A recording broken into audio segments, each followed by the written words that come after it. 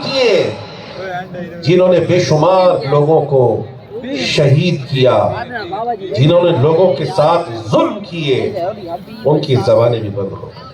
وہ لوگ کہ جن کے ایک حکم پر سلطنتیں زیر و زبر ہو جاتی تھیں، آخر کار وہ بھی موت کا شکار ہو گئے۔ وہ بڑے بڑے سپہ سالار، وہ بڑے بڑے جرنیل، وہ بڑے بڑے رؤساء کہ جن کے ایک حکم پر خون کی ندیاں بہا دی جاتی تھی، جب موت آئی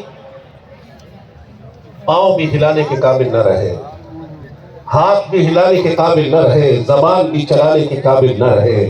آج اللہ رب العزت کی نافرمانیاں، آج نماز چھوڑنا بے شمار لوگوں کو گناہ لگتا ہی نہیں ہے، نماز چھوڑنا گناہ لگتا ہی نہیں ہے، جبکہ احادیث میں یہ واضح طور پر بیان کیا گیا کہ کفر اور اسلام کے درمیان جو فرق ہے وہ نماز ہے۔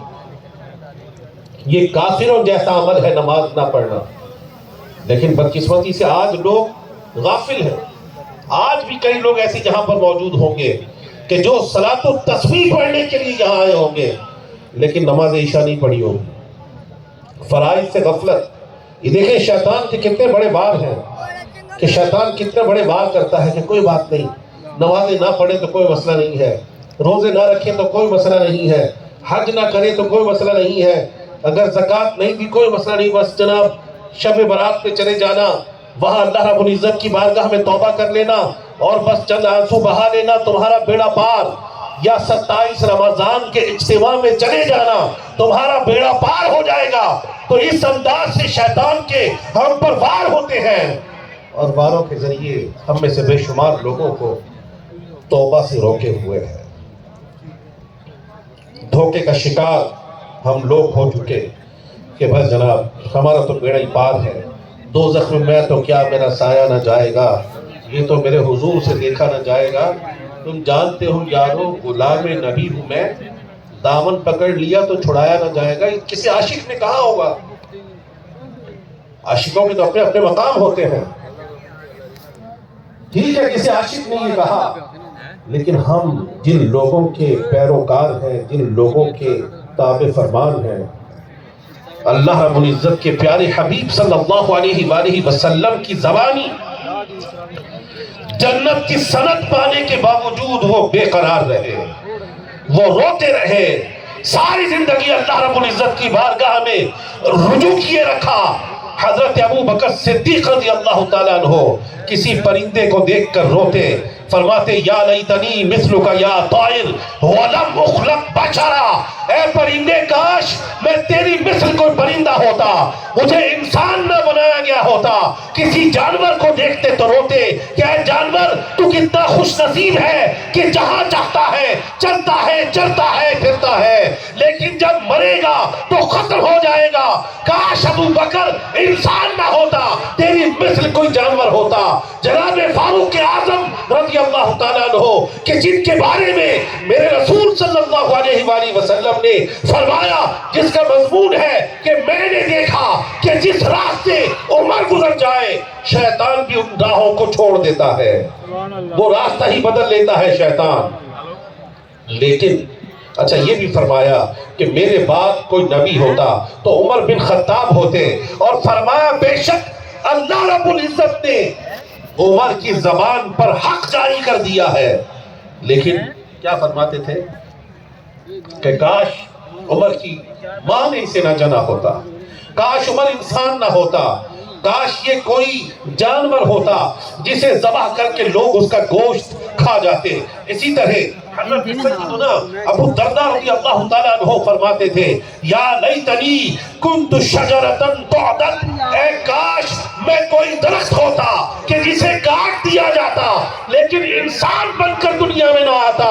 حضرت سیدہ عائشہ الصدیقہ رضی اللہ تعالیٰ عنہ فرماتی یا لیتنی کنت نسیا منسیا، کاش میں کوئی بھولی بسری چیز ہوتی لیکن انسان بنا کر مجھے دنیا میں نہ بھیجا جاتا۔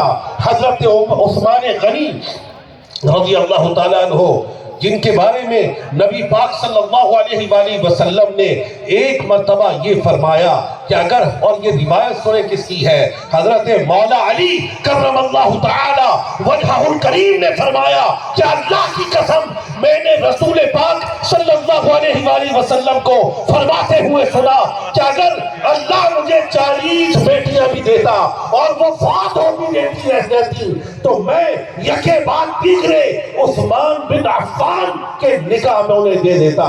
یعنی ایک فوت ہوتی تو دوسری کو نکاح میں دے دیتا، دوسری فوت ہوتی تو تیسری فوت ہوتی چوتھی. حضرت مولا علی نے فرمایا کہ میں نے اپنے نبی کو فرماتے ہوئے سنا کہ 40 بیٹیاں بھی ہوتی تو یکے بعد دیگرے عثمان بن عفان کے نکاح میں دے دیتا.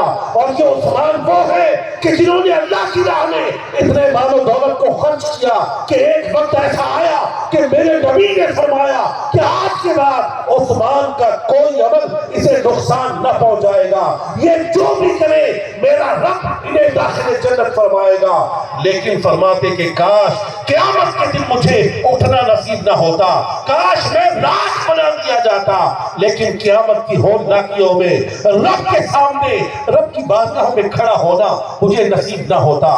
حضرت مولا علی کرم اللہ تعالی وجہہ الکریم رسول پاک صلی اللہ علیہ وآلہ وسلم کے داماد محترم رسول پاک صلی اللہ علیہ وآلہ وسلم نے مواقعات مدینہ کے موقع پر حضرات صحابہ علیہ رضوان کو ایک دوسرے کا بھائی بنایا. جب سب صحابہ کو ایک دوسرے کا بھائی بنا دیا، حضرت امیر المومنین مولا علی کرم اللہ تعالی وجہہ الکریم اکیلے رہ گئے، رو رہے ہیں کہ یا رسول اللہ آپ نے سب کو ایک دوسرے کا بھائی بنا دیا، آج علی رہ گیا. فرمایا کہ اے علی تم دنیا اور آخرت میں میرے بھائی ہو.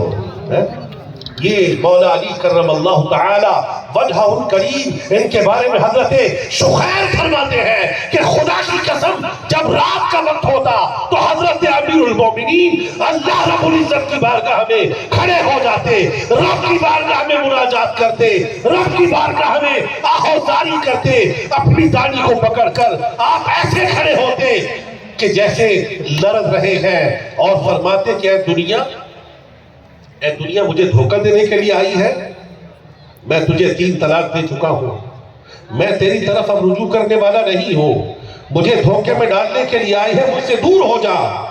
ساری رات اسی انداز سے گزار دیتے. حضرت امام حسن مجتبیٰ رضی اللہ تعالیٰ عنہ 25 حج پیدل کیا آپ نے. 25 حج کسے کہتے ہیں؟ بہت بڑا مقام و مرتبہ. اللہ اکبر. ساری زندگی زہد اور تقوی میں گزاری. تو دیکھیں نواسے رسول جن کے بارے میں میرے آقا صلی اللہ علیہ وآلہ وسلم نے فرمایا ان الحسن والحسین سیدہ شباب اہل الجنہ، کہ بے شک میرے حسن و حسین نوجوانان جنت کے سردار ہیں. جب آپ خلیفۃ المسلمین بنے، ایک شخص آپ کی خدمت میں کوئی رکا لے کر آیا، کوئی حاجت لے کر آیا، آپ نے اسے پڑھے بغیر فرمایا جا تیرا کام ہو گیا، اس کو یہ جو کہتا ہے اسے دے دو. کسی نے کہا کہ امیر المومنین اس کا سوال تو پڑھ لو. کیا کہا؟ امیر المومنین اس کا سوال تو پڑھ لو. آپ نے ایسے ہی فرما دیا کہ جو یہ مانگنے آیا ہے اسے دے دیا جائے. فرمایا کہ مجھے میرے رب سے شرم آتی ہے.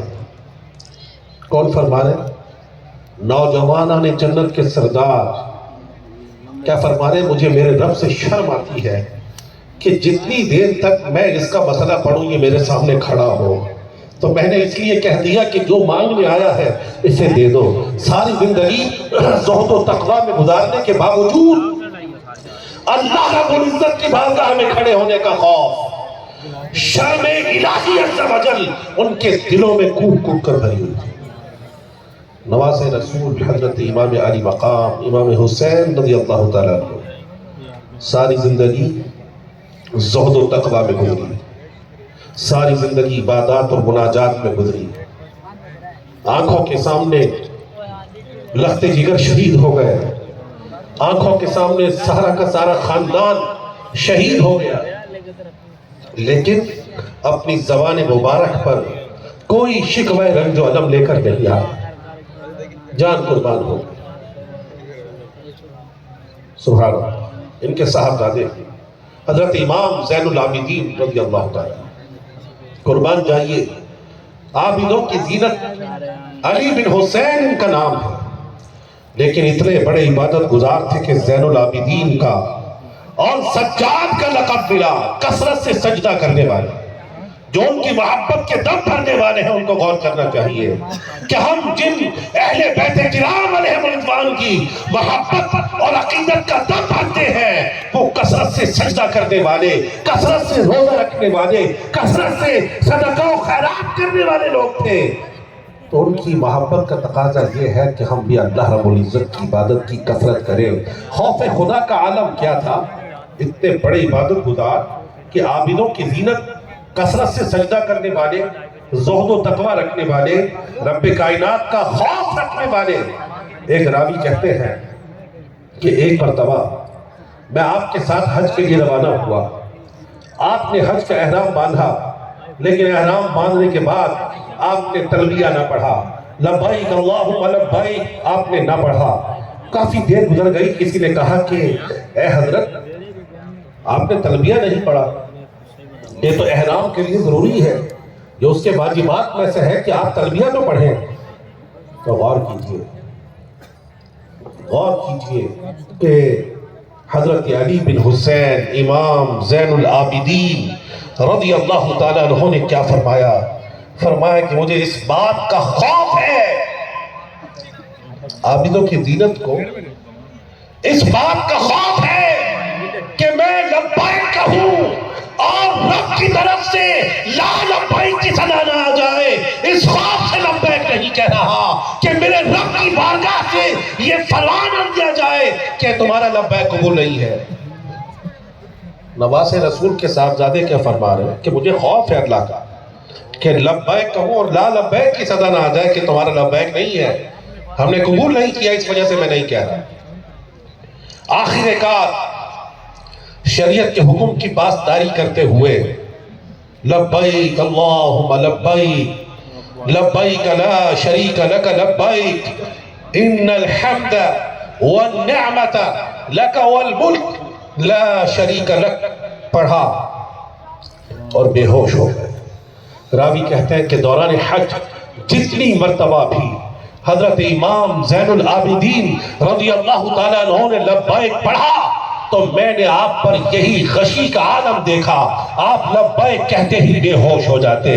تو وہ عابدوں کی زینت، وہ زہد و تقوی رکھنے والے، وہ رب کائنات کا خوف اپنے دلوں میں رکھنے والے، ان کی کیفیت یہ ہے۔ حضرت معروف کرخی رحمت اللہ تعالیٰ علیہ جو امام علی رضا کے خلیفہ ہیں، آپ فرماتے ہیں کہ میں روزانہ اپنی ناک کو کئی مرتبہ دیکھتا ہوں کہ کہیں میرے رب کی نافرمانی کی وجہ سے میرا چہرہ میرے رب نے بدل نہ دیا۔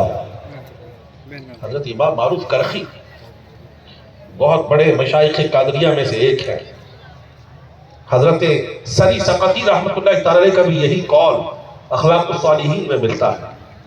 حضرت جنید بغدادی کے شیخ محترم، اتنے بڑے بڑے اللہ رب العزت کے بندے، حضور سیدی غوث اعظم علیہ رحمت اللہ الاکرم، آپ کی خدمت میں لوگ آئے اور عرض کیا کہ یا حضرت مبارک ہو کہ کل عید کا دن ہے۔ فرمایا کہ میرے لیے عید کا دن تو وہ ہوگا جس دن میں دنیا سے اپنے ایمان کو سلامت لے جانے میں کامیاب ہوگا۔ اللہ رب العزت کے نیک بندوں کی تو کیفیت یہ ہے کہ وہ برے خاتمے کے خوف سے ڈرتے ہیں۔ حضرت سفیان ثوری رحمت اللہ تعالیٰ علیہ کے حوالے سے حضرت یوسف بن اسباط نے فرمایا کہ میں نے ایک مرتبہ ساری رات حضرت سفیان ثوری رحمت اللہ تعالیٰ علیہ کو روتے ہوئے دیکھا تو میں نے عرض کی کہ اے سفیان ثوری، اللہ رب العزت کی رحمت بہت بڑی ہے، اتنا کیوں روتے ہو؟ حضرت سفیان ثوری رحمت اللہ تعالیٰ علیہ نے ایک دن کا اٹھا کر فرمایا کہ خدا کی قسم میرے رب کے نزدیک میرے گناہوں کی حیثیت اس دن کے سے بھی زیادہ نہیں ہے، لیکن میں اس خوف سے رو رہا ہوں پتہ نہیں میرا ایمان سلامت رہتا ہے یا نہیں۔ اپنے دور کے امیر المومنین فی الحدیث ساری رات روتے رہے کہ نہ جانے میرا ایمان سلامت رہے یا نہیں، میں نہیں جانتا۔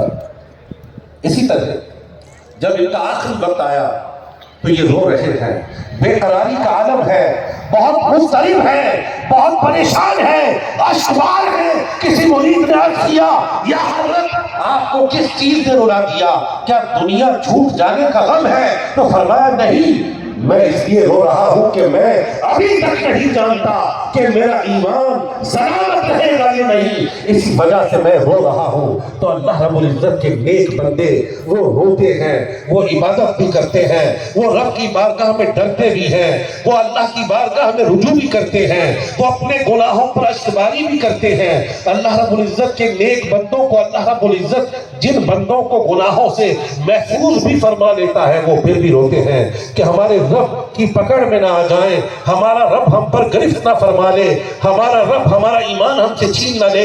ایک اپنے کردار کو ہم دیکھیں، اپنے اعمال کا جائزہ لیں، اپنے کردار کی طرف نظر کریں، اپنے اعمال کو دیکھیں کہ کتنی اپنے رب کی نافرمانی کر رہے ہیں، کتنی نافرمانی، جھوٹ، غیبت، چغلی، تکبر، فحش گوئی، بہتان، لوگوں کے عیوب اچھالنا، بدگمانی، نہ جانے کیسے کیسے گناہ آج ہماری زندگی کا حصہ بن گئے۔ اپنی آنکھوں کو حرام سے پر کرنا، سوشل میڈیا کے یوزج کے ذریعے لوگوں کو پریشان کرنا، لوگوں کے حقوق کو پامال کرنا، لوگوں کی عزتوں کی دھجیاں اڑانا، لوگوں کا مذاق اڑانا، لوگوں کے فنی میسیجز کو آگے فارورڈ کر دینا، فنی میسیجز۔ کسی بیچارے کو کسی گائے نے ٹکر مار دی، اپلوڈ کر دیا، کوئی بیچارہ سلپ ہو گیا، اپلوڈ کر دیا، کسی کی موٹر بائک گڑھے میں چلی گئی، اپلوڈ کر دیا۔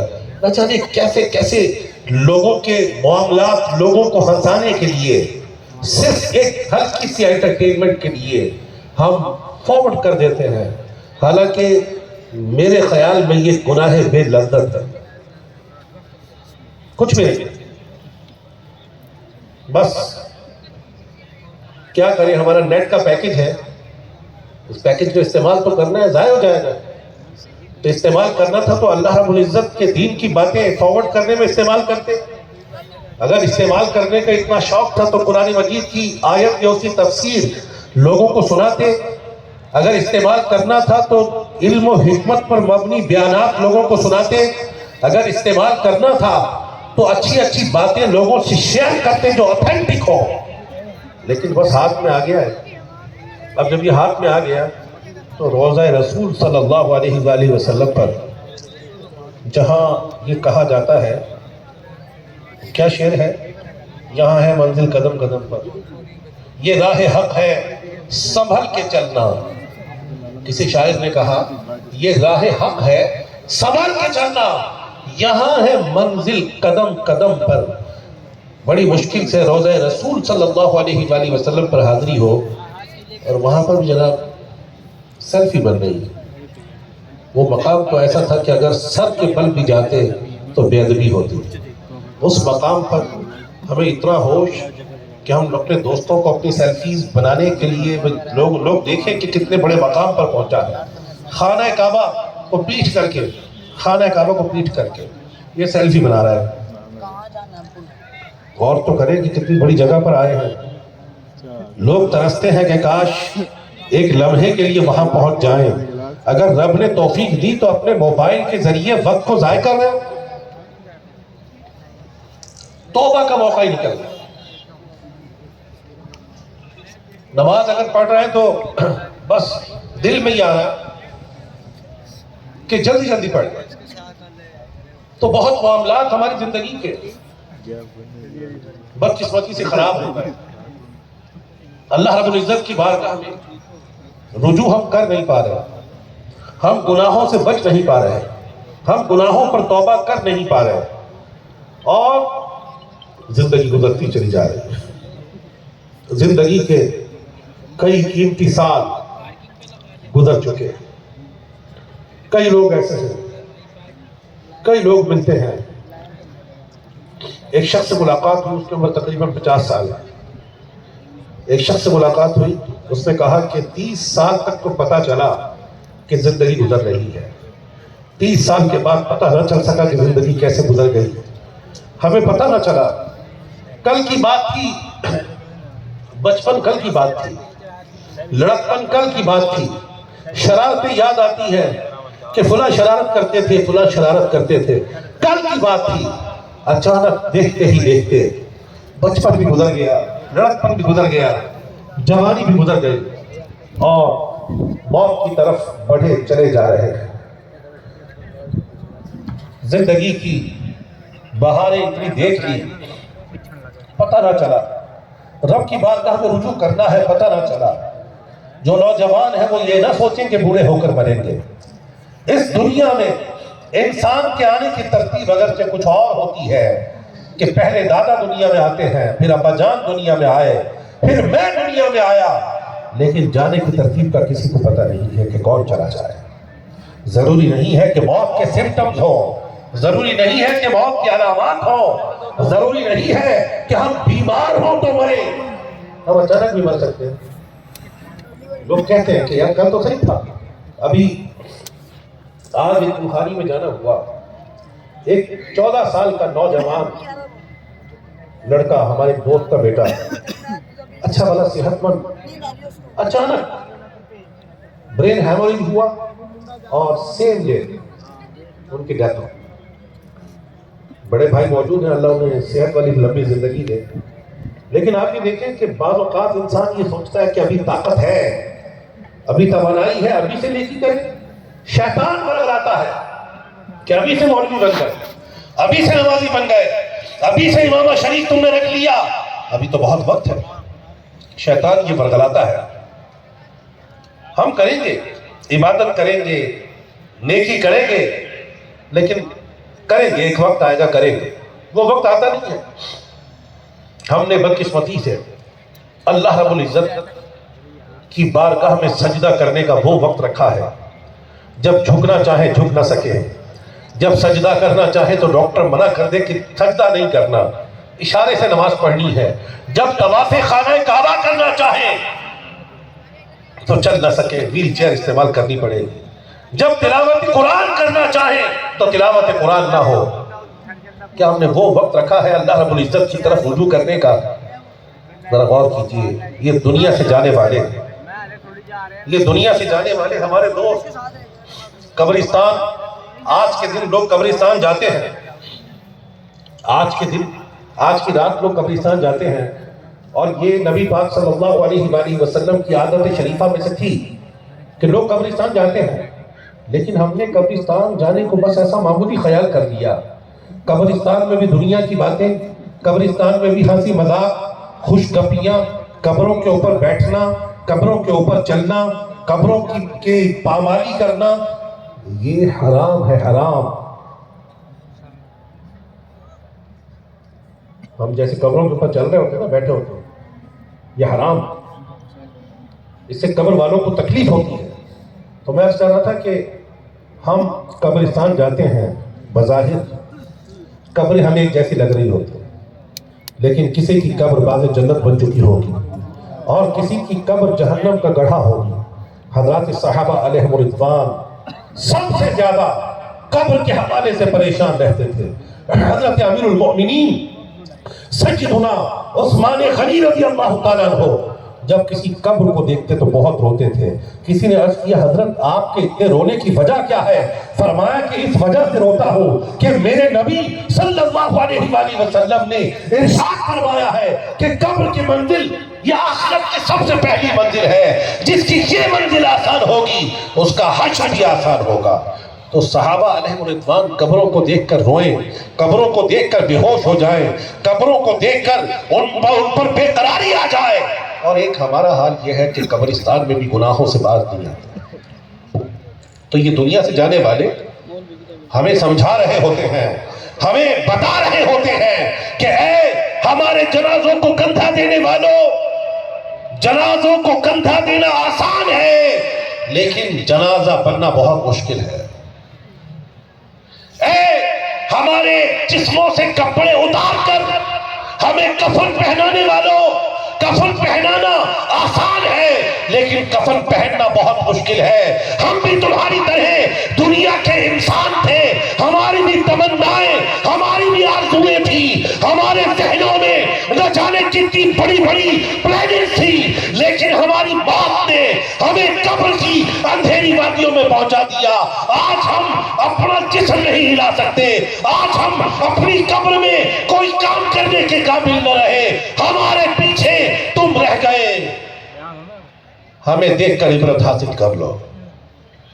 اے ہمیں قبرستان کی اندھیری وادیوں میں چھوڑ کر واپس چلے آنے والوں، ہمیں دیکھو تو صحیح، ہم بھی تمہاری طرح ہنستے تھے، آج یہ ہنسی ہم سے چھن گئی۔ ہم تمہاری طرح مذاق کرتے تھے، یہ مذاق ہم سے چھن گئے، ہم بھول گئے۔ یہ معاملہ ہونا ہے، آج نہیں، کل نہیں، کسی کا سال بعد، کسی کا 10 سال بعد، کسی کا 20 سال بعد، کسی کا 30 سال بعد، کسی کا 40 سال بعد۔ اینما تکونوا یدرککم الموت ولو کنتم فی بروج مشیدہ۔ اللہ رب العزت نے فرمایا تم جہاں بھی چلے جاؤ تمہاری موت تمہیں آ کر رہے گی، چاہے تم مضبوط قلعوں میں قید ہی کیوں نہ ہو جاؤ، ہم جو مرضی کر لیں۔ الموت باب کل نفس داخلوها، الموت قدح کل نفس شاربوها۔ موت ایک ایسا دروازہ ہے جس سے سب نے گزرنا ہے، ایک ایسا جام ہے جو سب نے پینا ہے۔ تو جو اللہ رب العزت کے پیارے ہوتے ہیں وہ اپنی زندگی میں ہی اپنی موت کی تیاری کرتے ہیں۔ امیر المومنین مولا علی کرم اللہ تعالی وجہہ الکریم نے کوفہ کی جامع مسجد میں لوگوں کو خطبہ دیا اور لوگوں کو فرمایا کہ اے لوگوں، آج عمل کا دن ہے، قابل غور بات۔ اے لوگوں، آج عمل کا دن ہے، حساب نہیں ہے، اور قیامت کا دن حساب کا ہوگا، عمل کا نہیں ہوگا، وہ حساب کا دن ہوگا۔ آج عمل کا دن ہے، آج جسم میں طاقت ہے، آج توانائی ہے، آج اللہ رب العزت کی عبادت کر لے، آج تلاوت قرآن کر لے، آج اللہ کے بندوں کے حقوق کو پورا کر لے، بعد میں موقع شاید نہ ملے، آج کر لے۔ دعوت اسلامی کے دینی ماحول سے اپنے آپ کو وابستہ رکھیں، یہ آپ کو آخرت کی یاد دلاتا ہے، یہ آپ کو تلاوت قرآن کی یاد دلاتا ہے، یہ آپ کو قبر کے اجالے کی یاد دلاتا ہے، یہ آپ کو قبر کے اندھیروں سے نجات کا درس دیتا ہے، یہ آپ کو ایک ایسی راہ پر دعوت اسلامی کا دینی ماحول چلاتا ہے کہ جس سے قبر باغ جنت بن جائے، جس سے قبر تحت نگاہ فراخ ہو جائے، جس سے قبر جنت کے باغوں میں سے باغ بن جائے، جس سے قبر کی وحشتیں دور ہو جائیں۔ یہ آپ کو نماز کی دعوت دیتا ہے، یہ آپ کو روزے کی دعوت دیتا ہے، یہ آپ کو صحیح اسلامی عقائد اپنانے کی دعوت دیتا ہے، یہ آپ کو ایک اللہ وحدہ لا شریک کی عبادت کی طرف بلانے کی دعوت دیتا ہے، یہ آپ کو رسول پاک صلی اللہ علیہ وآلہ وسلم کے خاتم النبیین ہونے کا درس دیتا ہے، یہ آپ کا عقیدہ رسالت جو ہے اس کو صحیح ٹریک پر رکھتا ہے، یہ آپ کے عقیدہ آخرت کی حفاظت کرتا ہے۔ یہ دینی ماحول وہ ہے کہ جس دینی ماحول میں اگر زندگی کے آخری ایام میں کوئی پریسٹ آتا ہے، یوکے میں ایک پریسٹ تھا، ایک پادری تھا، زندگی کے آخری سالوں میں اسے دعوت اسلامی کا ماحول ملا، مسلمان ہو گیا۔ اس نے کہا کہ ساری زندگی لوگوں کو گمراہ کرتا رہا، اب لوگوں کو دین اسلام کے بارے میں بتاؤں گا۔ الحمدللہ زندگی کے آخری سالوں میں درس نظامی کیا، عالم دین بنا اور لوگوں کی اصلاح کی کوششیں کرتا رہا، اور پھر اس کا انتقال ہو گیا ابھی پچھلے سال۔ اللہ رب العزت ان کی بے حساب بخشش کرے۔ تو یہ دینی ماحول انشاءاللہ الکریم آخرت کی بہتری کی طرف لے کر جائے گا۔ آپ سب کوشش کیجئے کہ دعوت اسلامی کے مشک بار دینی ماحول کے ساتھ وابستہ ہو جائیے۔ آج کی رات الحمدللہ آپ نے بہت سارے نیکی کے کام کیے ہوں گے، نمازیں پڑھی ہوں گی، اور کئی عاشقان رسول کا روزہ بھی ہوگا، جو حضرت مولا علی کرم اللہ تعالی وجہہ الکریم کی روایت میں نے آپ کو بتائی۔ اس روایت میں یہ تھا کہ 15 شعبان کو روزہ رکھے، تو یہ بھی بڑی فضیلت والا کام ہے۔ تو انشاءاللہ الکریم عاشقان رسول کل کا روزہ بھی رکھیں گے، اور یہاں پر آپ تمام عاشقان رسول کے لیے انشاءاللہ عز و جل سحری کا انتظام بھی ہوگا۔ ابھی بیان کے بعد انشاءاللہ الکریم ہو سکتا ہے کہ 1-2 کلام پڑھے جائیں، اس کے بعد ذکر و دعا ہو، ذکر و دعا کے بعد صلاۃ التسبیح ہوگی، اور صلاۃ التسبیح کی ادائیگی کے فوراً بعد انشاءاللہ الکریم ہزاروں عاشقان رسول کے لیے سحری کا انتظام موجود ہے. تو آپ چاہیں تو بالکل بلا تکلف یہاں پر سحری آپ تناول فرما لیجئے گا.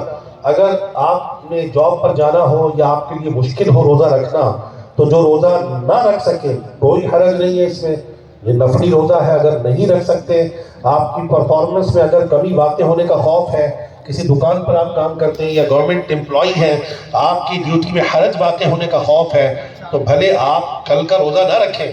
آپ چاہیں تو یہاں پر کھانا ویسے ہی کھا سکتے ہیں، انشاءاللہ الکریم کوئی حرج والی بات نہیں ہوگی. تو اس طرح یہ سلسلہ ہوگا. امیر اہل سنت دامت برکاتہ العالیہ نے الحمدللہ اسلامی بھائیوں اور اسلامی بہنوں کو ترغیب دلائی ہے کہ شب برات میں چند کام کر لیں. ایک یہ ہے کہ اللہ رب العزت کی بارگاہ میں توبہ کر لیں.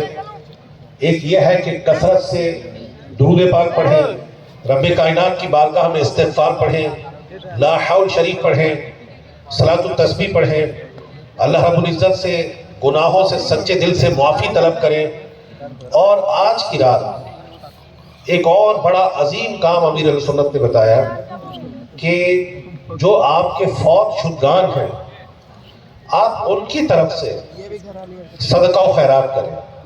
ایسی کئی روایات موجود ہیں. ایک صحابی رضی اللہ تعالیٰ عنہ کو جن کی والدہ فوت ہو گئی تو آپ صلی اللہ علیہ وآلہ وسلم نے انہیں ترغیب دلائی کہ جب تم نماز پڑھو تو ان کے لیے بھی نماز پڑھو، جب تم روزہ رکھو تو ان کے لیے بھی روزہ رکھو.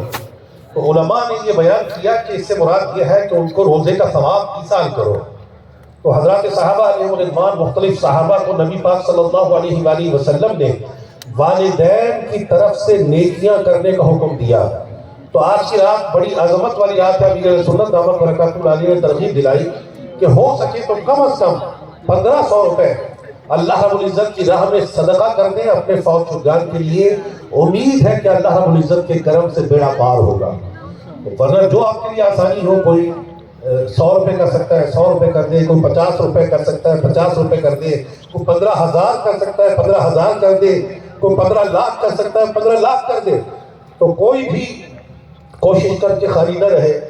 آپ کوشش کریں. اور دعوت اسلامی الحمدللہ عز و جل تبلیغ قرآن و سنت کی وہ عالمگیر غیر سیاسی تحریک ہے کہ الحمدللہ دعوت اسلامی ساری دنیا میں دین کی اشاعت الحمدللہ حسن خوبی کے ساتھ کر رہی ہے. اتنے سارے عاشقان رسول ہیں. آخر میں آپ کو دعوت اسلامی کے چند دینی کاموں کی چند جھلکیاں بتا دیتا ہوں.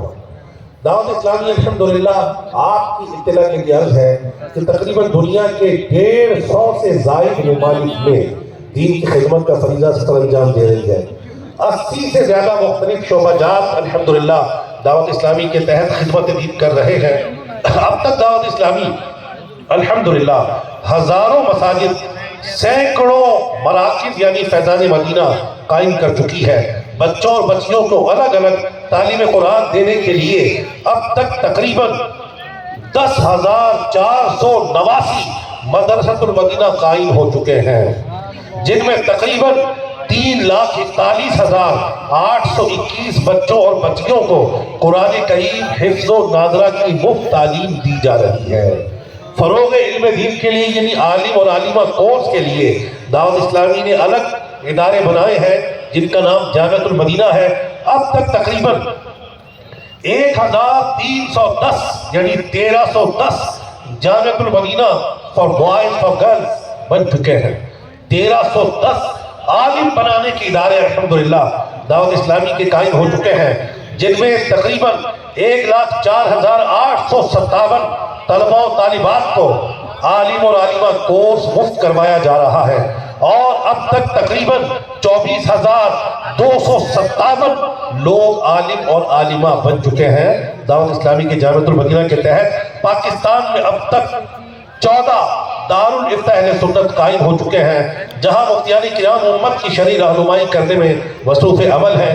المدینہ العلمیہ میں قرآن و حدیث اور ان کی تفسیر و شروحات، علم فقہ، علم سیرت، علم تصوف سمیت کئی موضوعات پر دینی کتب کی تصنیف، نئے نئے مسائل اور موضوعات پر تحقیق بھی کی جاتی ہے. اس شعبے میں اس وقت 142 علماء کرام تقریباً 807 کتب و رسائل پر کام کر کے فیضان علم دین عام کر چکے ہیں، اور یہ سلسلہ جاری ہے۔ مدنی چینل 6 سیٹلائٹس کے ذریعے 3 لینگویجز میں، یعنی اردو، انگلش اور بنگلہ لینگویج میں الحمدللہ دین کی خدمت کر رہا ہے۔ تو آپ بھی کوشش کیجئے کہ اپنے عطیات دعوت اسلامی کو دیجئے۔ آپ کا چندہ کسی بھی جائز دینی، اصلاحی، فلاحی، روحانی، خیر خواہی اور بھلائی کے کاموں میں خرچ کیا جا سکتا ہے۔ تو میں آپ کو یہی کہوں گا کہ آپ چاہیں تو آج کی رات یہ صدقہ بھی کر دیں، اپنے فوت شدگان کی طرف سے بھی اور ظاہر اپنی طرف سے بھی۔ احادیث میں اس کے فضائل ہیں صدقہ دینے کے، کہ صدقہ بھلا کو ٹالتا ہے، صدقہ بری موت سے بچاتا ہے، صدقہ اللہ رب العزت کے غضب کو بچاتا ہے۔ اسی طرح بہت ساری روایات الحمدللہ صدقہ کے حوالے سے احادیث کی کتابوں میں موجود ہیں۔ تو جتنے بھی آپ سے ہو سکے اللہ رب العزت کی راہ میں صدقہ دینے کی عادت بنائیں۔ اپنے گھر میں صدقہ باکس بھی رکھ لیں کہ صبح ارلی ان دا مارننگ اپنے کام پر جانے سے پہلے آپ صدقہ دیں۔ الصدقہ ترد البلا، صدقہ بلا کو ٹالتا ہے اور بے شمار برکتیں اس سے حاصل ہوگی۔ اس کی عادت بنائیں۔ اب بھی ہم ہے کوئی اور اس میں پھر وہ کئی ہو سکتا ہے کہ ان نون لوگ جو ہے نا وہ جھوکے لگا دیں، بس جیسے ان کو آسانی ہو باہر آپ کھڑا کر دیجیے گا۔ اب یہ بھی نشانی بھی دینی پڑے گی کہ کون ہوں گے، ورنہ کئی لوگ جھولیاں لگا کے کھڑے ہو جائیں۔ فنانس ڈپارٹمنٹ والے اسلام بھائی بھی موجود ہیں اور باہر ڈونیشن سیل والے اسلام بھائی بھی موجود ہیں، جہاں پیش کرنا چاہیں پیش کر کے رسید بھی حاصل کر سکتے ہیں۔ اللہ پاک اپنا کرم فرمائے، برکتیں دے اور ہم سب کا آنا اپنی بارگاہ میں قبول فرمائے۔ اللہ رب العزت ہم پر کرم فرمائے اور آج کی رات کو ہمارے لیے حقیقی معنوں میں شب براءت بنا دے، یعنی نار جہنم سے آزادی کی رات، نجات کی رات اپنے کرم سے بنا دے۔ آمین بجاہ خاتم النبیین صلی اللہ تعالی علیہ وآلہ وسلم۔